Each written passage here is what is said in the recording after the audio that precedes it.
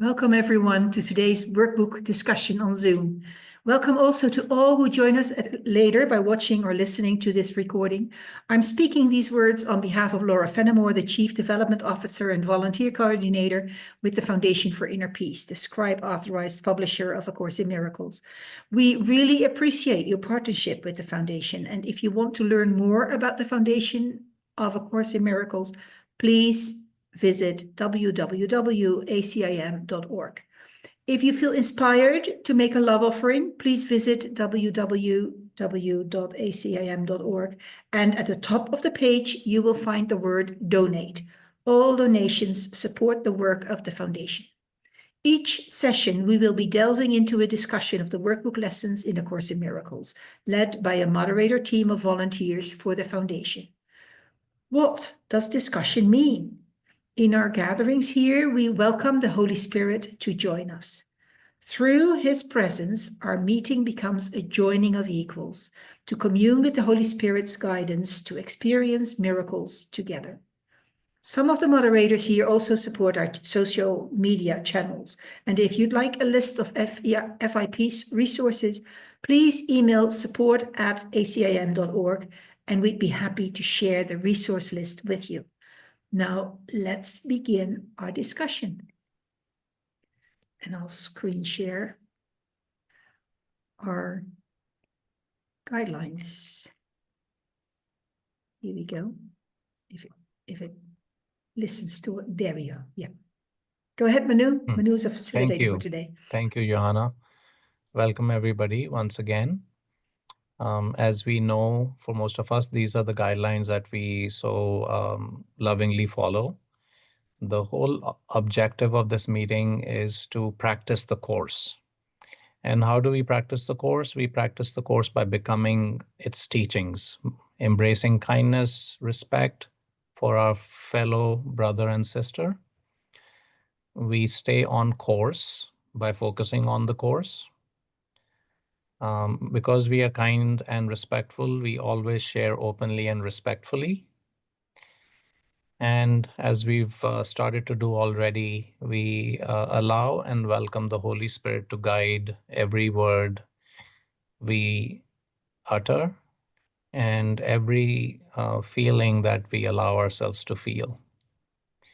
And as you know, this is being recorded. And so because it's being recorded, you have given us your explicit permission to share it. And if you would not like to be a part of this, you can either not share your audio video and just listen in. Okay. Thank you.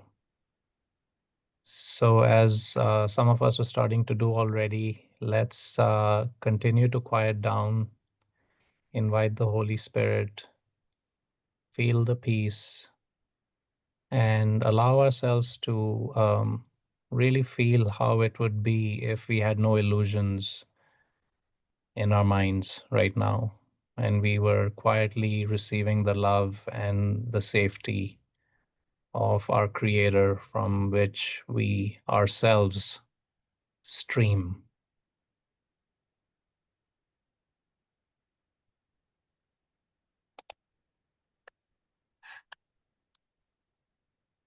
I'm going to start sharing, and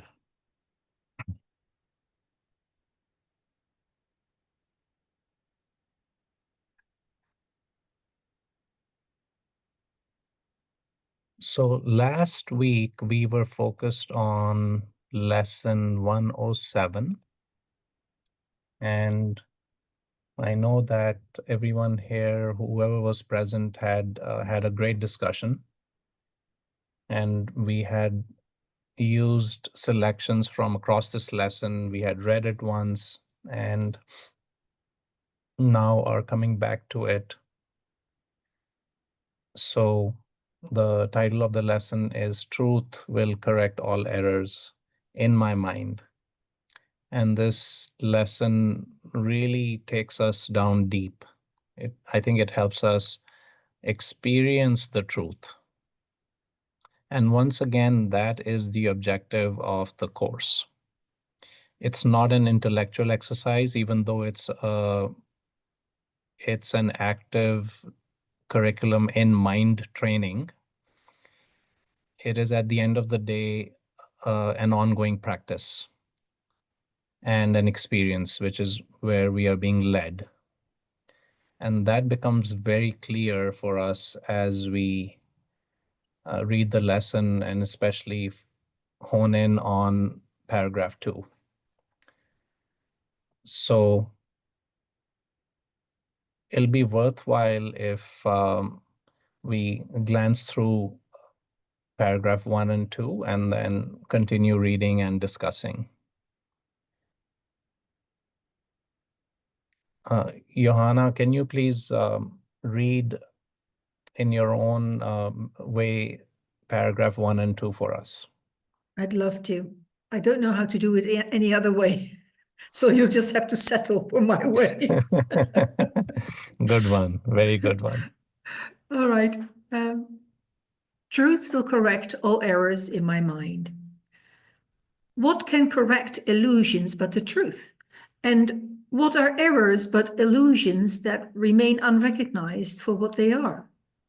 Where truth has entered, errors disappear. They merely vanish, leaving not a trace by which to be remembered. They are gone because, without belief, they have no life. And so they disappear to nothingness, returning whence they came. From dust to dust they come and go, for only truth remains. Can you imagine what a state of mind without illusions is? How it would feel? Try to remember when there was a time, perhaps a minute, maybe even less, when nothing came to interrupt your peace, when you were certain you were loved and safe. Then try to picture what it could be like to have that moment be extended to the end of time and to eternity. Then let the sense of quiet that you felt be multiplied 100 times, and then be multiplied another 100 more. And now you have a hint. Not more than just the faintest intimation of the state your mind will rest in when the truth has come. Would you like me to continue? Yes, please. I think it makes sense. Without illusions, there could be no fear, no doubt, and no attack. When truth has come, all pain is over, for there is no room for transitory thoughts and dead ideas to linger in your mind. Truth occupies your mind completely, liberating you from all beliefs in the ephemeral. They have no place because the truth has come, as they are nowhere, and they are nowhere. They cannot be found, for truth is everywhere forever, now. Johanna, thank you so much. Will you share a little bit about what these paragraphs are talking about? What is this experience of truth? And maybe even focus on these couple sentences and some more on how you would share this experience. I will have to admit that I cannot say that I've experienced what is being described here in its fullness. I haven't yet. Maybe I have, but I can't remember. And isn't that what the course is about, right? Remembering. And so I take heart that this is what the promise is. And I've had moments when I've been in the moment, so deep in the moment that I was lost to time. But these times have been very short, but they have been often, I would say. So I'm not discouraged at all by the distance that I see I still have to travel. Because I've seen very encouraging signs. And in other places in the course, we're being promised happy dreams, and I've experienced those. So I suppose this is just one of those elements that Jesus zooms in on here. that is a hallmark of the path of reaching, of climbing the ladder towards heaven. And some people perhaps experience it more clearly than others, and other people experience other elements more clearly. So it's all good. Thank you for asking. Good, thank you. I'd like to invite anyone else to share their thoughts on these first paragraphs. Uma? Oh, hi, good morning. Nice to see all your lovely faces. Last Tuesday night, I was praying, and the word, I added the for my healing and of my wholeness, my truth. I am not a body, I'm spirit. And then I added the word eternally.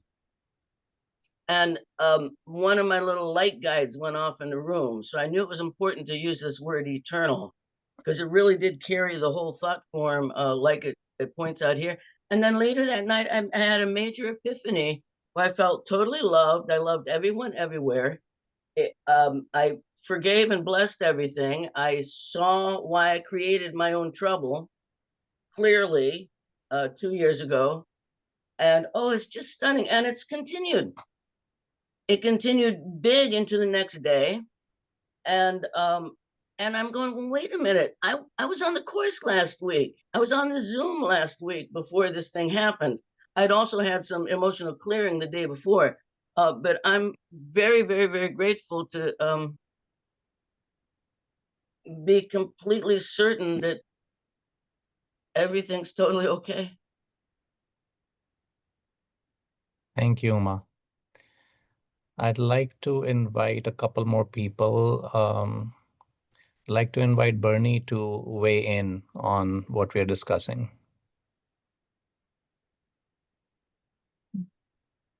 Thanks, Manu. Yeah, I guess the what comes up in these paragraphs is that the truth of it's recognizing or remembering the truth of what we are as spirit. And when we are willing to recognize that, the things, the correction of the errors is correcting the belief that we are not simply bodies having this human experience wondering what's going on. We can recognize, when we're willing to recognize the truth of what we are, then the things external to ourselves is not going to, we can be aware of them, we can try and make sense of them, but we don't have to be attached to them. And without attachment to the things outside of ourselves, outside of our physical self, then we can actually come to that place of peace. And it's these lessons are great because this is today's lesson is actually reviewing this lesson in lesson 108. So in my practice this morning, it gave me an opportunity to sit with things outside of myself that I'm trying to reconcile. And so it was good to be able to have the reminder and to sit with this, that I can be okay, I am safe regardless of what's going on around me. Thank you, Bernie. Thank you so much. I can invite many of you to speak, but I would still like to invite Peter to also share his thoughts or feelings. Well, I want to say I want to have what Uma's having. I like that. I really appreciated that. I just want, so I want to chime in on paragraph 3. Without illusions, there could be no fear, no doubt, no attack. When truth has come, all pain is over, for there is no room for transitory thoughts and dead ideas that linger in my mind. It's hard to imagine, and I've been studying this course for 30 years, a life without fear, without doubt, and without attack, you know, and and no pain. So this is what the course is offering, you know, and I have to make a choice. So there's a lesson that says heaven is the decision I must make. Well, you know, truth is the decision. To accept truth is the decision I must make. So, you know, we have to choose this. We, you know, the course is laying it out for us, what's possible. And he says in the course, it says, you cannot behold the world and know God. That to me says, you know, they're mutually exclusive, right? So as long as I'm fixated on a world that I think is real, that occupies my mind with thoughts of attack and doubt and pain, it will be very difficult for me to experience my oneness with God. Not Thank you, Peter. impossible, not impossible, but so I have to choose. And the power of decision is my own, and that's the choice. Holy, you know, right-minded, wrong-minded, love, fear, Holy Spirit, ego. Yeah, I think this is a super important aspect, Peter. Thank you. Even though the beginning of paragraph 2 says, can you imagine what a state of mind without illusions is? And Peter, you said you can't imagine what that would be like. So here's a posit from me. Here's my interpretation and experience that it cannot be imagined. And if we pay attention to some of the other words in this lesson, it talks to that. It's an experience. And what I'd like to further share is that it's an experience that should not be considered, in my opinion, even though the course talks about it in that way as well. It should not be considered as an ultimate awakening kind of an experience where something out of the world happens and we get transported and experience something beyond what we are experiencing right now. That can and will happen as well. But my invitation to you and to us right now is to experience it right now. And the way we do that is we continue to quiet our minds. We actually use what we have, including our body, to just settle in deeper from where our brains are to where our heart is. Spirit. And just this feeling of beingness, this quietness, is often accompanied by a lack of thought, active thought. And those gaps between the thoughts in pure beingness is where truth can be experienced. So I'll leave it at that for now because Stephanie has her hand raised and I welcome her to join the conversation. I hope I didn't interrupt your thought, Manu. Okay. So the thing that came to my mind as we've been having this discussion is how before I studied the course, I believed that I had to hold on to grievances. I felt it was my job. The course calls it cherished grievances. And when I felt somebody was really unfair to me, I mean, how could I, like, the way to protect myself, I thought, was to hold on to those grievances. Anyway, the point I'm really going to make is that in the past 6 months, there were 3 occasions where my daughter, she's 26, really attacked me with a lot of anger.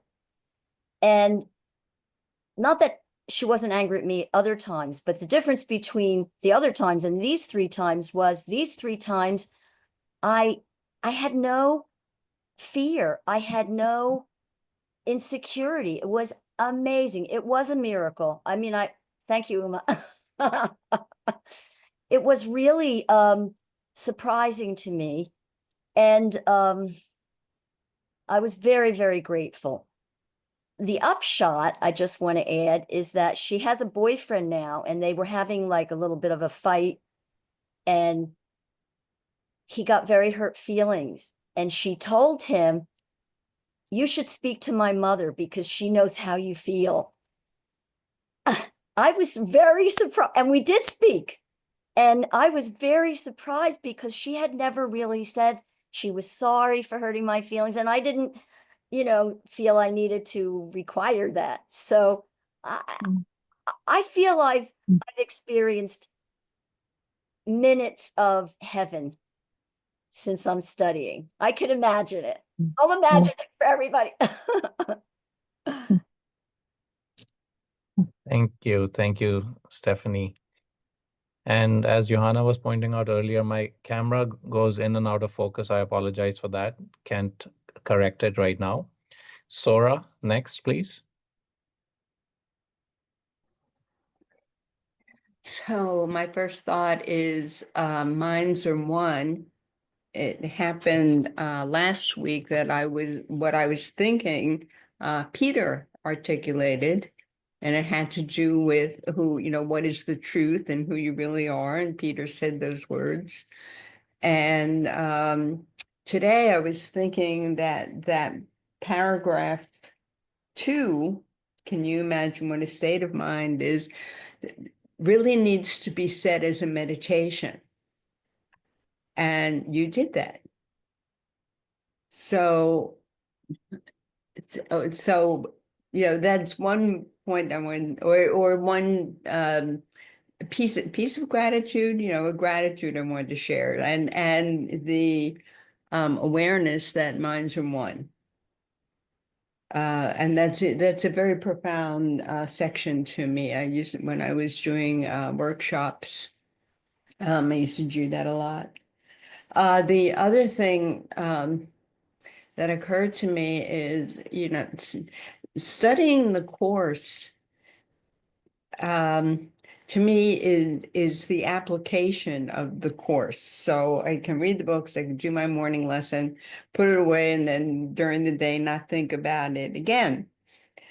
Or I could do the lesson, read the books, and then the practice becomes seeing the world through the lens of the course. And every talks there, it uses the word temptation, in several places, the temptation to believe the world, the temptation to feel scared,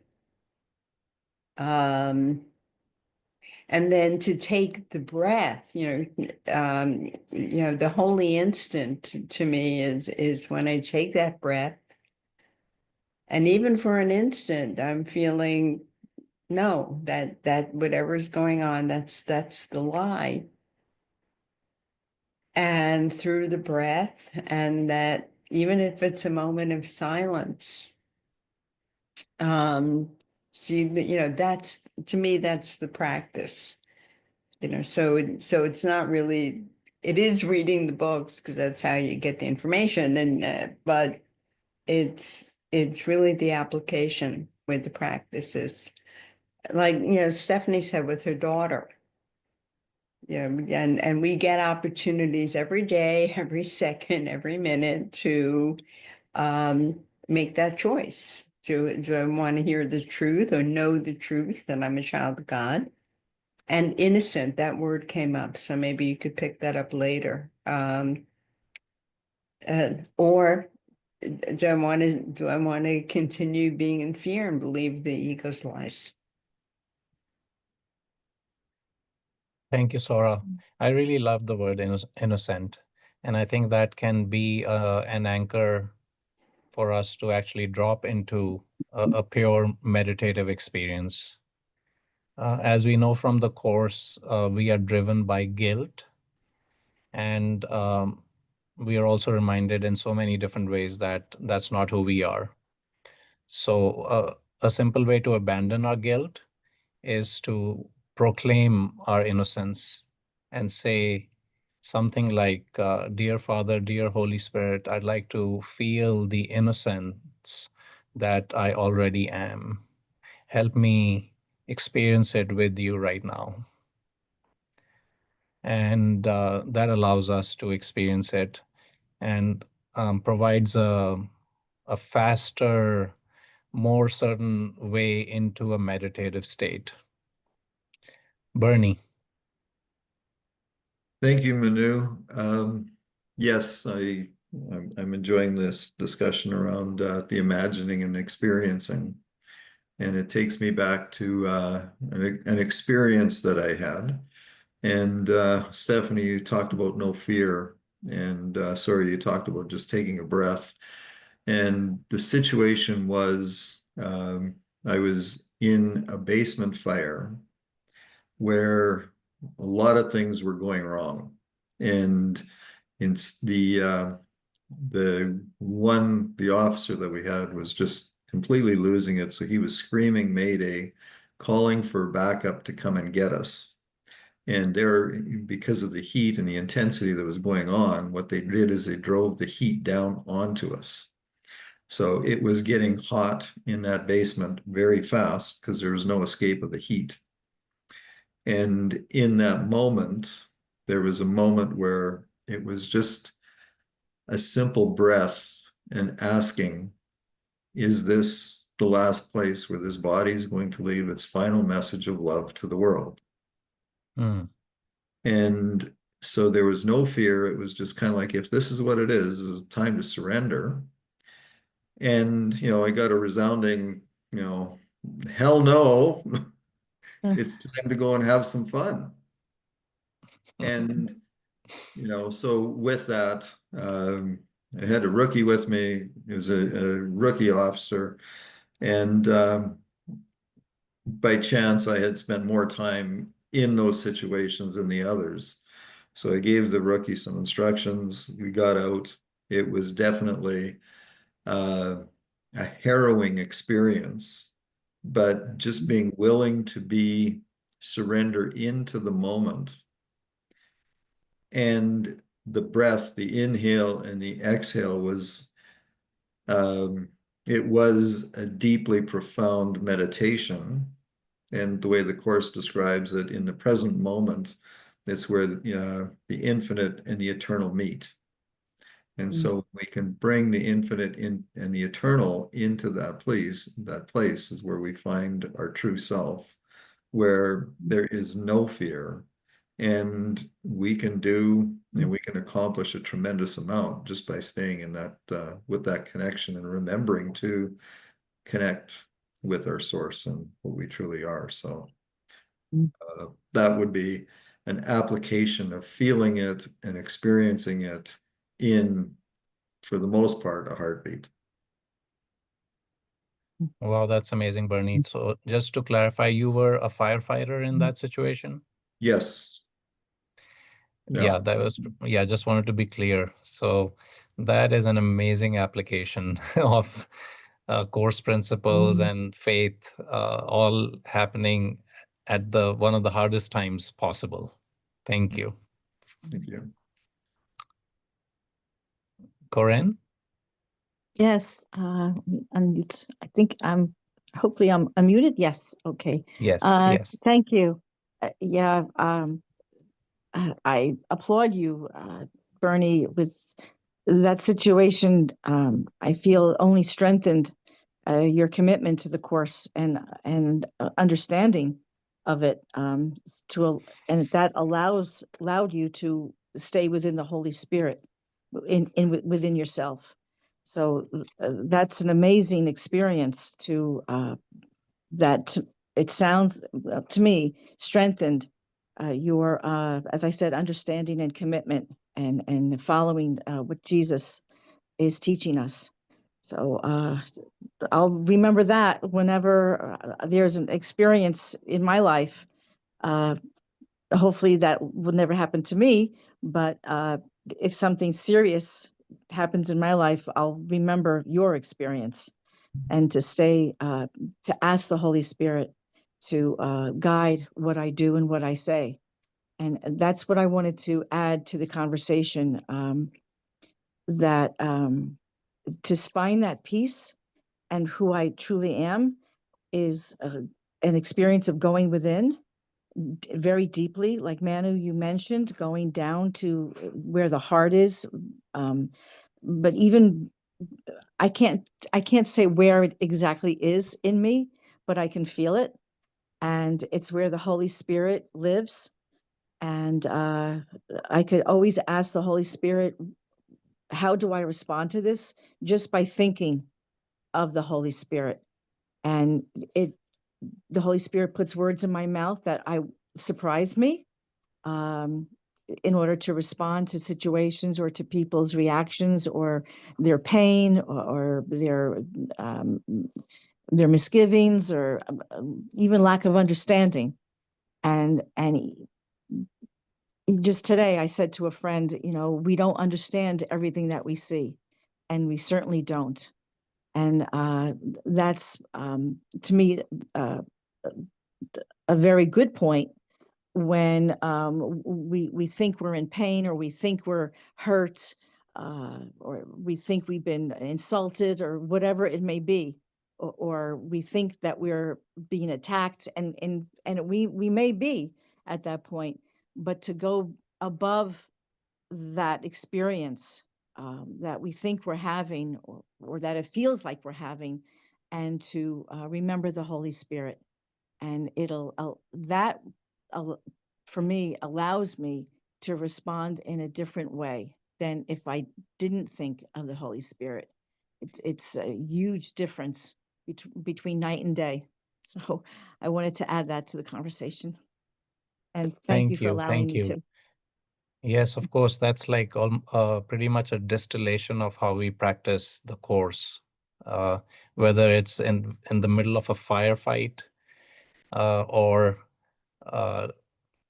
any other life situation. Thank you. Stephanie? Yeah, first I want to say how much I appreciate the sincerity with which Corrine spoke, and Bernie, and everybody, because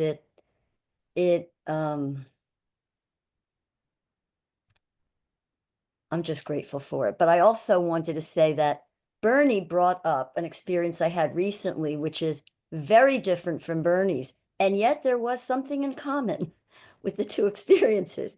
So this past Saturday night, I went to a concert. It was a Motown concert. And there were 500 people in the audience, and I enjoyed it. These three young guys singing Motown. I love Motown. But I did not expect to become part of the show, and they decided to use me in the show. So they pulled me up on stage. Now, here's the point. The point is, in the past, I would have been so terrified, I think, and so worried about how I came across. But I will tell you what was definitely in my mind, because I remember sitting on stage and looking out at this audience and saying, we are all one. The reason they pulled me on stage is because everybody's going to identify with my experience. So all I need to do is be good-natured, have goodwill, be loving. And I actually had a little bit of a good time. It was a little scary still.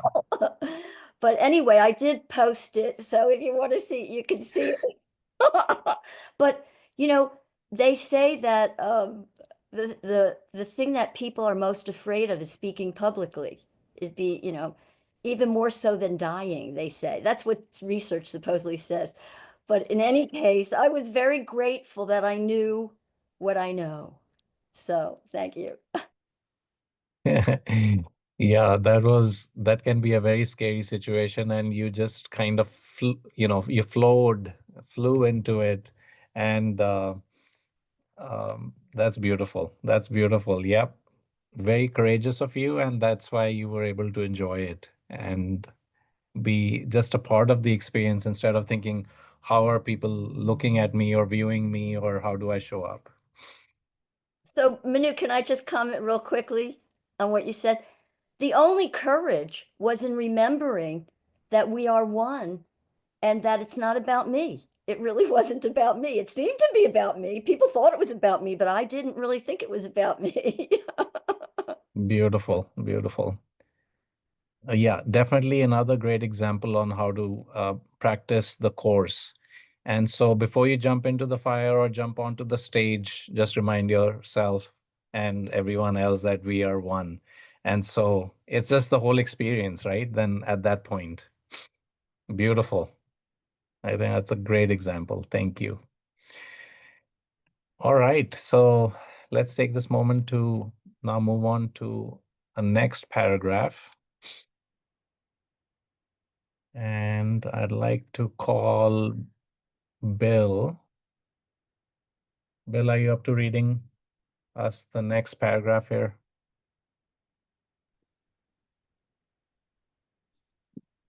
Number 4. Oh, wait. I thought I was sharing it already, but it didn't happen. I see paragraph You 4. are. It's okay, Manu. Oh, When truth has come, it does not stay a while. So disappear or change or something else. It does not shift, alter its form, nor come and go and come again. It stays exactly as it always was. To be dependent on every need and trusted with the perfect trust in all the seeming difficulties and the doubts that the appearances the world presents engender. They will merely blow away when truth corrects the errors in your mind. When truth has come, it harbors in its wings the gift of perfect constancy,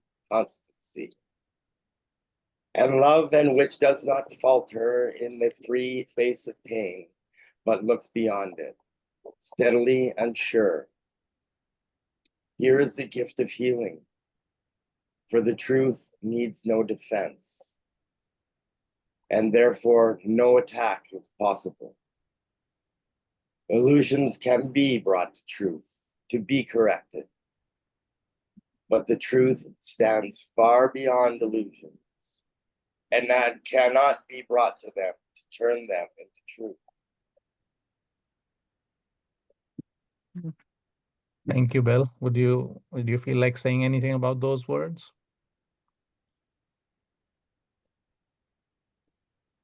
I just like how the fact it just seems to explain to me the truth is far beyond whatever corrects all my errors. Like it's really getting me to look at my errors as nothing. They don't even need correction. This truth is far beyond it. I think that's what I'm feeling here. Thank you, Bill. And as you were reading it, I got reminded of both the experiences that were shared by Bernie, as you in the middle of the fire and the heat, and then you remind yourself of your essence, and then you do what's necessary. And by Stephanie, who just took the invitation and without regard to herself, reminded herself that we are all one, and then enjoyed the experience as it became what it did. So that was, I think, an active way of taking the illusion to the truth.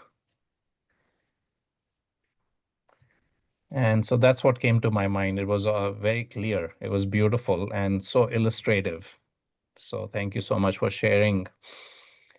If anyone else would like to share at this point, please feel free to do that. Uma. Manu, I just wanted to ask quickly if you could give us a reference of an example of an illusion that you would bring to the truth, and then what would happen to that illusion. Or, maybe if you have something come to mind. I can do that because Okay, I want to Uma. comment on this. Because what I used to do is I pull the light down to fix the error. And when I got this, I said, no, you take it and you give it up. And when I do, for me, it made a big difference. And when I give it up, it leaves my mind. Whatever the problem is, the error is just gone. I give it up. Thank you. Yes, and I'd like to add to that. So in these cases, in the case of the firefight that Bernie was experiencing and sharing, the apparent illusion is the fire and the heat and what seems to be happening. So and Bernie and Stephanie can correct me. So he took that, he reminded himself of what the truth was and said, let the truth envelop what appears to be. And so in that sense, the illusion was brought to the truth. And similarly, in the case of Stephanie, the reminder phrase was that we are all one, and that's the truth, which you can start to experience by being more peaceful and maybe confident. And then you say, okay, the illusion of me being on stage in front of all of these people is what I'm bringing to the truth.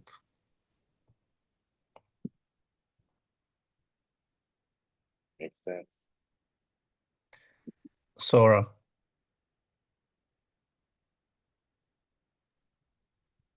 So this used to come up a lot in in the beginning, where people were embracing the ideas of manifestation. That you ask God for stuff, like, dear God, I want a Mercedes Benz. My friends all have Porsches. And the idea of bringing the truth to the illusion, or the illusion to truth. And Umu is talking about that. So bringing illusion to the truth, to me, means that there really is no problem. Those powerful lessons 79 and 80, let me recognize the problem so it can be solved. And then 80 is, let me recognize the problem has been solved. And that's bringing the illusions to the truth, that there really is no problem. And anything that occurs to me, and when I do the prayer work and ask for guidance, but what occurs is coming from that place of truth, and it may have nothing to do with what the perceived problem is. And that's bringing illusions to the truth. I mean, that that ultimately there is no problem, and just give everything to the Holy Spirit. Thank you, Sora. And as a reminder to what you just said, in the first paragraph, it says, and it's referencing illusions. They are gone because without belief, they have no life. So, it's our active thinking, assumptions, beliefs that kind of brings all the illusory stuff that appears to be happening into play. Johanna, please go ahead. Yeah, I love this conversation because it's a topic that often pops up in the course discussions, because it sounds a bit vague. We're supposed to bring illusions to the truth and not truth to illusions. And so how does that work? And what has helped me a great deal by keeping the difference, keeping an eye on the difference, is what is my reference? Is my reference the truth? Like oneness, or like I ask the Holy Spirit to guide me. Those are expressions of truth. Or is my reference, my frame of reference, the situation, which is per definition an illusion. So the frame of reference, that's key for me in deciding whether I'm bringing illusion to the truth or truth to illusion. Thank you. That's beautiful. Excellent. Thank you. Bernie? Yeah, thank you, Johanna, because that's kind of where I was going with that, is the illusion is our small s self that we can bring to the truth. We invite, as Stephanie said, we're one, or invite that oneness to come. So we're inviting the capital S self. And the way the Course puts it is that we have free will to decide to be separate, but we need to invite our spirit self in. So when our spirit self, when we're bringing our illusion of our small self into our capital S self, then it comes and we get the guidance, we move through what we need to, and it's not imposed upon us. So truth will not impose itself on us. Our spirit self won't impose into the situation in that way. So, from Johanna's comment, it's about the frame of reference where we're asking, where we're starting we're starting from to get results. Because if it was imposed on us, we would likely reject it and run away and hide from it. Just like if you turn the light on when everything's dark, it's painful. The truth sometimes can be painful when we're not willing to bring it into the experience. Yep, perfect, Bernie. Stay on the mic, Bernie, and please read us these next couple of paragraphs. Truth does not come and go, nor shift nor change. In this appearance, now and then in that, evading capture and escaping grasp. It does not hide, it stands in open light. In obvious accessibility, it is impossible that anyone could see it truly and would not succeed. Today belongs to truth. Give truth its due, and it will give you yours. You are not meant to suffer and die. Your Father wills these dreams be gone. Let truth correct them all. We do not ask for what we do not have. We merely ask for what belongs to us, that we may recognize it as our own. Today, we practice on the happy note of certainty that has been born of truth. The shaky, unsteady footsteps of illusion are not our approach today. We are as certain of success as we are sure to live and hope and breathe and think. We do not doubt, we walk with truth today and count on it to enter into all the exercises that we do today. Do this day. Beautiful. Do you feel like sharing more on this, Bernie? I guess just going back to paragraph 6, with truth, it doesn't hide. We don't have to hide, and we stand open in the light. That is our ongoing practice, to be willing to be in that light, that the truth of what we are. And when we are, we're going to be happy. We're going to find certainty amidst the chaos that we're in, or the pleasures that we're finding, or anything else. And with certainty, the end of paragraph 7, sentence 6, we do not doubt, we just walk in truth. So in any moment we can come back to, I'm here in this breath, and this is the truth of what I am, where I'm supposed to be, how things are supposed to show up. And it's all right. It's all good in this moment.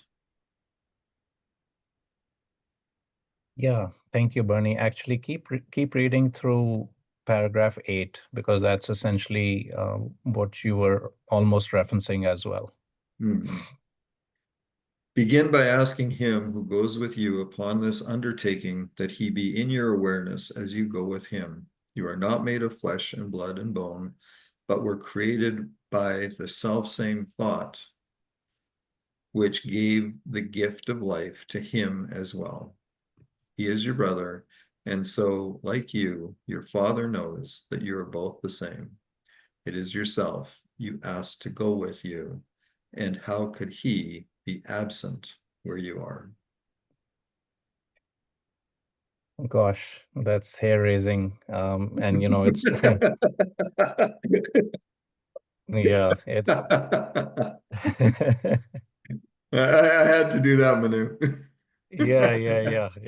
Thank you. I appreciate that. we always, somebody was mentioning earlier today in a podcast I was listening to, that we must always be in a state of amusement. And so I thought that was beautiful. And yeah, I too can feel the hair raising. And so it's talking about the Holy Spirit. It's talking about a higher self. And how could he be absent where you are? And I think that is the invitation to truth. And we tap into it by accepting our innocence, by experiencing our beingness. This very sense of being alive right now is starting to tap into that truth. Because as we experience that, we are not lost in our beliefs and assumptions and thoughts that kind of are right around here. Okay, who else would like to continue reading for another couple minutes? Anyone who has, Yeah, I or would love to. Yeah, okay. thanks. I was just going to ask if I could. Um, Truth will correct all errors in your mind, which tell you you could be apart from him. You speak to him today and make your pledge to let his function be fulfilled through you. To share his function is to share his joy. His confidence is with you as you say, truth will correct all errors in my mind, and I will rest in him who is myself. Then let him lead you gently to the truth, which will envelop you and give you peace so deep and tranquil that you will return to the familiar world reluctantly. And yet you will be glad to look again upon this world, for you will bring with you the promise of the changes which the truth that goes with you will carry to the world. They will increase with every gift you give of 5 small minutes, and the errors that surround the world will be corrected as you let them be corrected in your mind. Do not forget your function for today.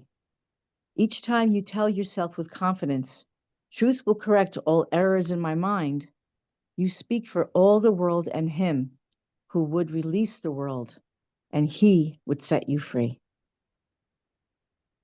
I love that. Say a little bit more, and then I'll close with a few comments. I love that because I was just thinking how, and it surprises me that I was thinking this, how easy this course is. It's so easy to just give us a split second moment's notice to the Holy Spirit, and it changes you. It changes your outlook. It changes how you see the world, how you see a situation, and what I've experienced, how you also, what you do and how you respond. And it becomes such that I don't want to respond in any other way because it brings me such joy. It gives me such peace and happiness of what I receive, because the course also says what you give, you receive. And the more and more I apply that, I feel like the more and more that's how I want to live. And I don't want to live any other way. Not that I'm resisting it, because resistance, again, comes from my ego. So I'm very careful about that. I've got my eye on the ego. So I love this part of the lesson today. Oh, wow, that's so beautiful. Could not have been closed more beautifully.